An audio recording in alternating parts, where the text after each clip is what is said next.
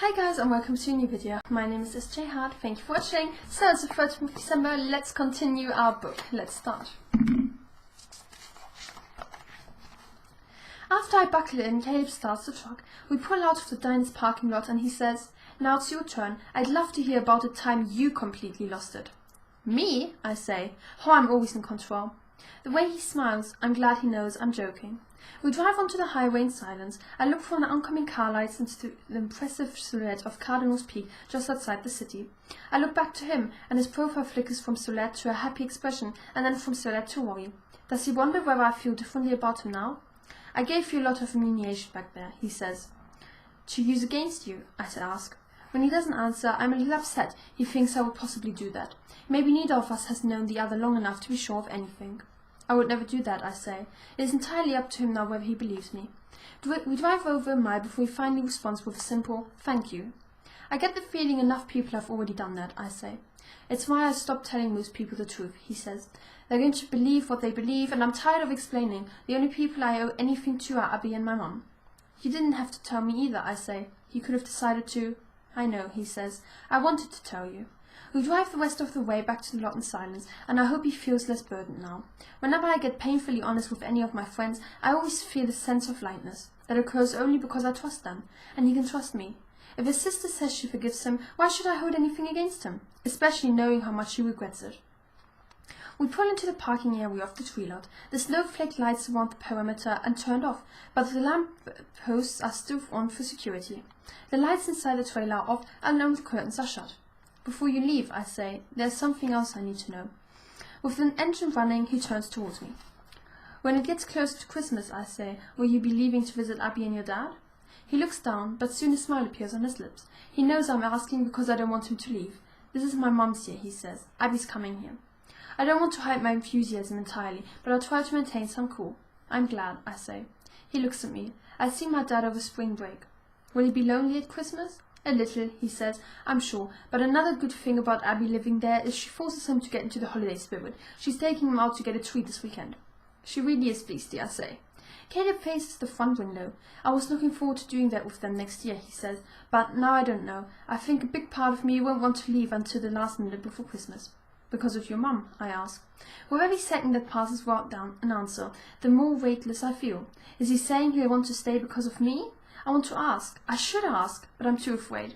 If he says no, I feel ridiculous for assuming. If he says yes, then I have to tell him that next year may not be like this year at all.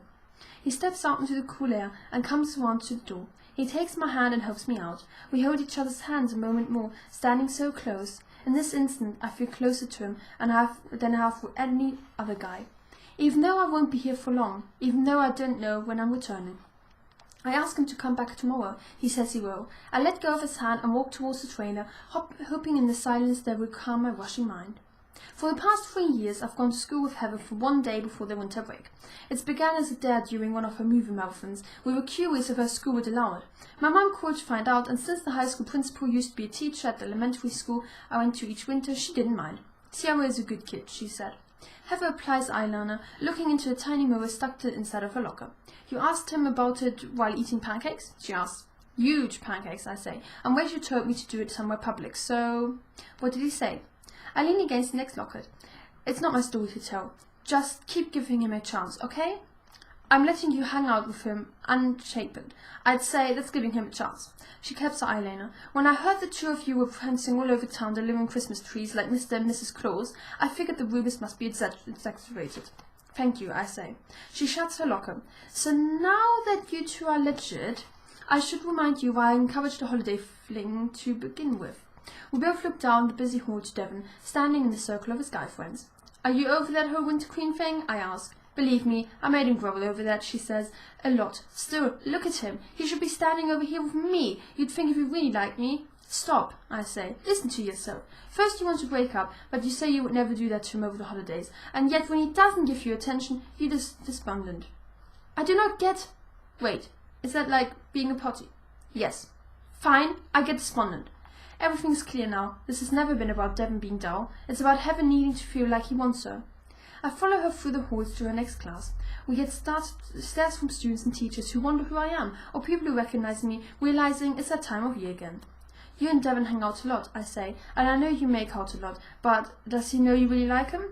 He knows, she says, but I don't know if he likes me. I mean, he says he does, and he calls me every night, but let's to talk about fantasy football and nothing at all important, like figuring out what I might want for Christmas. We leave the busy hall and walk into her English class. The teacher gives me a nod and a smile, and then he points to a chair already placed beside Heather's desk. As the tardy bell rings, Jeremiah skips into the room and takes the desk right in front of Heather. My heart beats faster. I replay that sad look on Jeremiah's face when he walks past Caleb at the parade. While the teacher fires up the smartboard, Jeremiah turns to me. His voice is deep. So you're Caleb's new girlfriend? I feel my face get warm and I freeze for a moment. Who said that? It's not a big town, he says, and I know a lot of guys in the baseball team. Your dad's reputation is legendary. I cover my face with my hands. Oh God. He laughs. It's all good. I'm glad you're hanging out with him. It's kind of perfect. I drop my hands and study him carefully. The teacher says something about A Midsummer Night's Dream while messing with his computer, and people around us rummage through their notebooks. I lean forward and whisper, "Why is it perfect?" He turns slightly. "Because of his tree thing. And your tree thing. It's cool." Heather whispers at me, "Do not get me into trouble. I have to come back here tomorrow." As discreetly as I can, I ask, "Why don't you hang out with him anymore?" Jeremiah looks down at his desk and then tucks his chin against his shoulder to look back at me. "He told you we were friends?" "He told me a lot," I say. "He's a really good guy, Jeremiah." He looks through the front of the room. "It's complicated." "Is it?" I ask. "Or does your family make it that way?"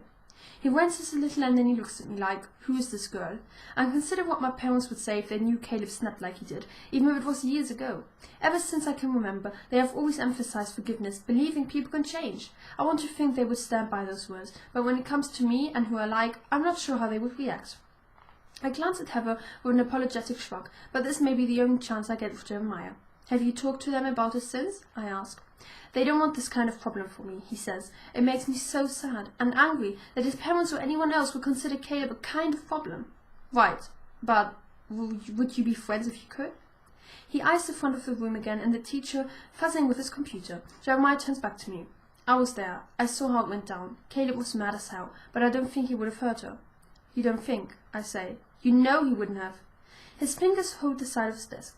"I don't know that," he says, "and you weren't there." The words hit hard. It has never been just Jeremiah's family. It's also him. And he's right. I wasn't there. "So neither one of you is allowed to change, is that it?"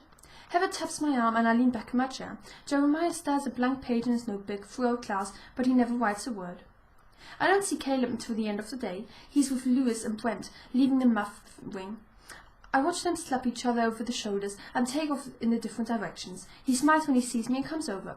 "You know, most people try to get out of school," he says. "How was your day?"